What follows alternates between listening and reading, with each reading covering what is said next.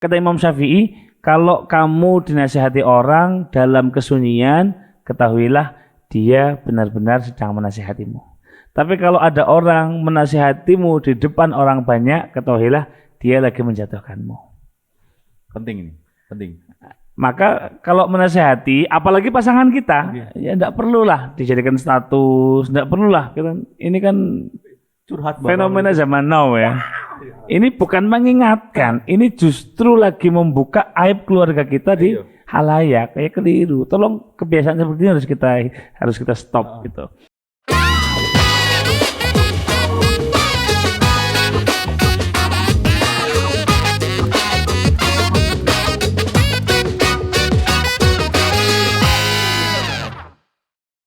Assalamualaikum warahmatullahi wabarakatuh. Masih ditanya Gus dan tentunya Terdistrak. Nggak apa terus aja. ya, tadi ada yang memanggil saya, jadi saya kaget. Lama nggak dipanggil soalnya. Masih ditanya Gus dan tentunya masih barengan Gus Adjir Ubaidillah. Semakin hari semakin menawan. Tidak begitu dengan saya. Oke. Ini Gus, hari ini ada yang nanya nyebeli banget ya. Gimana? Jadi, bentar, saya lupa tadi. Nah, ada yang tanya ke saya, jika suami selingkuh, bolehkah istri meminta cerai? Wow. Ya kan? Saya itu siapa ditanya kayak gitu? Ini berat sekali. Nah iya, saya kan harus tanya panjenengan. Gitu. Ya kan? Walaupun saya sudah 2 kali. 2 kali apa ini? 2 kali nikah. Tolong dipertegas. Oh, ya. Jangan dipercaya beliau ya. Itu gimana, Gus? Jadi pertama, prinsip dasar dalam berumah tangga itu al-imsak bil ma'ruf wa tasrih bi ihsan. Pertama, tujuan dari nikah itu al-imsak bil ma'ruf. Kalau mau dipertahankan, pastikan harus penuh dengan kebaikan. Suami melakukan kewajiban, istri melakukan kewajiban, sehingga masing-masing mendapatkan haknya. Itu yang pertama.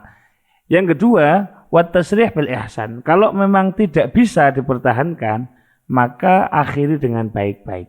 Nggak boleh dengan permusuhan. Itu poin pertama yang mendasar. Nah, kemudian ketika sudah memutuskan untuk menikah, ternyata salah satu pasangan, baik suami atau istri, ternyata melakukan hal-hal yang nggak senonoh itu. Nah, selingkuh lah ya. Pertama begini, tingkat keharaman itu bermacam-macam.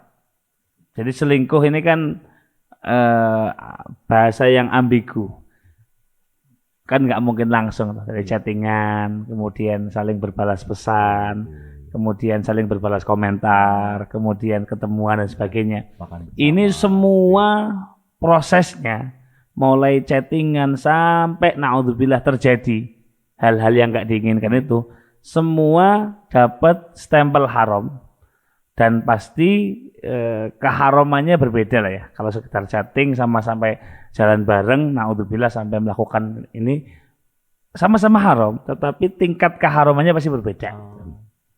Tapi konteksnya kan selingkuh sama aja sebetulnya. Dan mereka juga punya dalil dewek loh, Gus. Apa itu? Ya misalkan, tapi kan soalnya kan bojoku kan begini orang nafkahi aku, jadi aku curhat sama dia, ya kan? Akhirnya nyaman, diam-diam mencari kenyamanan. Pirisisan ya. Ini yang penting untuk dipahami oleh setiap rumah tangga ya. Jadi tujuan untuk menikah itu kan sakinah. Sakinah itu tenang. Sakinah itu tenang. Sakinah itu ketika kita belum nikah, mata kita jelalatan. Hal-hal yang haram mungkin kita masih melakukan. Maka supaya tenang, maka diadakanlah pernikahan. Litas kunu ilaiha. Supaya kamu tenang, supaya kamu nyaman dengan pasanganmu itu. Nah, sorry itu sehingga ketika kita keliling ya, melihat hal-hal yang nggak seperlunya dilihat, ketika kita pulang kita punya pasangan. Iya, kita punya surga gitu ya. Untuk dalam kita. Anggaplah kita lah. Jadi kita pulang ada sesuatu yang halal untuk jadi pelampiasan gitu. Kurang lebih gitu ya. Ketawa semua. Iya, Bang. Anda jangan ketawa ya. Nah, maka sakinah itu bukan berarti tanpa masalah, tapi kemudian suami jalan dengan perempuan lain, istri jalan dengan laki-laki lain, hubungan yang hanya untuk status saja, ini sama sekali bukan sakinah gitu. Itu yang pertama. Nah, maka begini, ketika salah satu naudzubillah pasangan, ya, let's say suaminya atau istrinya melakukan perselingkuhan, langkah pertama yang harus diambil adalah introspeksi diri. Catat itu. Introspeksi diri. Oke. Pertama begini. Kenapa sih pasanganku, let's say suamiku atau istriku lebih nyaman chat dengan orang lain? Iya. Apakah ternyata gara-gara kita kalau chat dengan pasangan kita terlalu random, terlalu tidak ada mesra-mesranya, gitu, terlalu kaku, chatting serasa di militer gitu. Itu chatting apa interogasi gitu. Lagi di mana? Sama siapa? Kalau chat sama pasangan yang halal, kadang-kadang kamu di mana? Di luar. Udah makan? Sudah. Seperlunya gitu loh. Iya, Gus. Tapi kalau chat sama orang lain, nah, iya di mesra-mesraan. nah. Teman-teman saya banyaknya gitu. Kejarannya nonton. Tuh kan tukang editornya ketawa guyu ke. Pengalaman. Nah, maka apapun itu, pertama kita mesti introspeksi. Gitu ya. Nah, kalau ternyata kita udah introspeksi, kita salah, ya udahlah, ini bagian dari kesalahan saya gitu. Kalau ternyata enggak fokus, saya udah melakukan apa yang jadi kewajiban saya gitu. Langkah kedua adalah kita harus mulai mengingatkan, tetapi begini, mengingatkan itu bukan di keramaian, tapi kita harus face to face, harus dengan hati yang dingin, dengan kalimat yang baik gitu. Karena jangan sampai niat kita baik ingin menasehati, tapi karena caranya salah, akhirnya jadi masalah baru. Iya, di sosmed banyak banget. Nah, ini masalah besar. Kadang-kadang kata Imam Syafi'i, kalau kamu dinasihati orang dalam kesunyian, ketahuilah dia benar-benar sedang menasihatimu.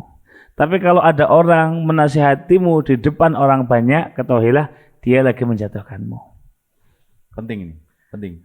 Maka kalau menasihati, apalagi pasangan kita, ya enggak perlulah dijadikan status, enggak perlulah. Ini kan Curhat fenomena zaman now ya. Ini bukan mengingatkan, ini justru lagi membuka aib keluarga kita di halayak, kayak keliru. Tolong kebiasaan seperti ini harus kita stop gitu. Nah, kalau memang memungkinkan untuk face to face, untuk langsung gitu ya, ya itu lebih baik. Tapi kalau memang belum memungkinkan, tulislah surat, tulislah status, tulislah japri gitu ya, yang dengan kalimat yang mesra, dengan kalimat yang indah, pesannya smooth tapi masuk gitu. Buat pasangan kita ya, Gus. Buat pasangan kita. Kalau nggak bisa saya buatkan deh. Tapi ada yang pasang status ini tentang apa? Oh ini loh Gus, apa ayat ini loh. Ini itu gimana Gus? Itu framing namanya. Itu framing namanya. Ini loh, yahan loh. Oh, suruh dibacakan. Seolah-olah sekali. Nah, maka menasihati pun dengan cara yang baik. Kadang-kadang kita ini menerima kebaikan kalau kita udah cooling down, kalau kita lagi dingin gitu. Maka salah satu caranya adalah kita tulis kalimat yang bagus, kita tulis kata-kata yang bagus. Suruh dibaca. Pah, aku ngirim surat di. Wah. Ya, iya. Ya, gitu. Ramane.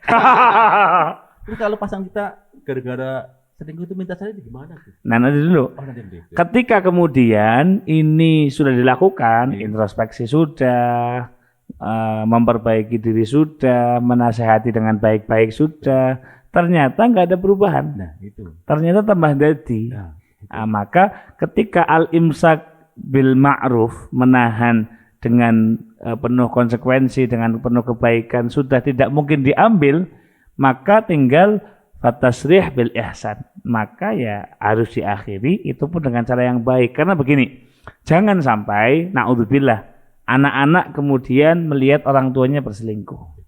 Itu akan jadi traumatik dan hal yang sangat nggak baik untuk masa depan anak. Yang kedua, jangan kita naudzubillah, anak ini melihat orang tuanya bertengkar gara-gara perselingkuhan. Itu akan jadi memori yang sangat buruk untuk anak-anak. Nah, maka ketika tidak lagi mungkin dipertahankan, sudah ada mediasi, sudah diomongkan baik-baik antar keluarga, tidak mungkin dipertahankan, ya udah. Dan sudah tidak ada iktikat untuk memperbaiki, tentu kita kepengen diperbaiki. Tapi kemudian dari suami misal atau dari istri, siapapun itu tidak ada iktikat untuk memperbaiki, maka fatasrih bil ihsan. Ikhlaskan, akhiri dengan baik-baik sebelum ini menjadi madarat yang lebih besar. Seperti itu.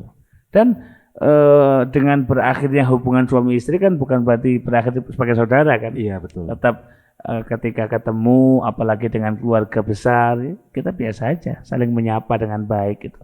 Dan ini bukan, meskipun sama sekali nggak kita harapkan, tetapi Islam punya 1000 proteksi. Kalau kemungkinan terburuk terjadi, Islam sudah memberikan berbagai cara. Di antaranya nanti si perempuan lapor ke wali. Kalau ternyata wali nggak bisa ngambil sikap, lapor ke KUA, lapor ke hakim. Setelah dimediasi nggak bisa, maka suami dipersilahkan untuk mencerai, karena yang punya hak cerai kan suami. Kalau memang suami mau memperbaiki, pertahankan, itu yang lebih baik, perbaiki. Kalau memang nggak mungkin mau diperbaiki, ya udah, nanti hakim akan punya wewenang untuk mencerai paksa, seperti itu. Na'udzubillah, moga-moga keluarga kita dijaga oleh Allah Subhanahu wa taala. Amin ya rabbal alamin. Saya ngomong apa ya tadi ya? Begitu teman-teman ya. Jadi selingkuh sendiri itu sudah hukumnya haram gitu ya. Mulai dari chatting, apalagi sampai dating, apalagi sampai melending. Saya mau ngomong itu Gus. Pokoknya jangan sekali-kali lah ya. Pertahankan. Meraih cinta itu gampang, mempertahankan itu yang sulit. Wassalamualaikum warahmatullahi wabarakatuh. Oh Tuhan.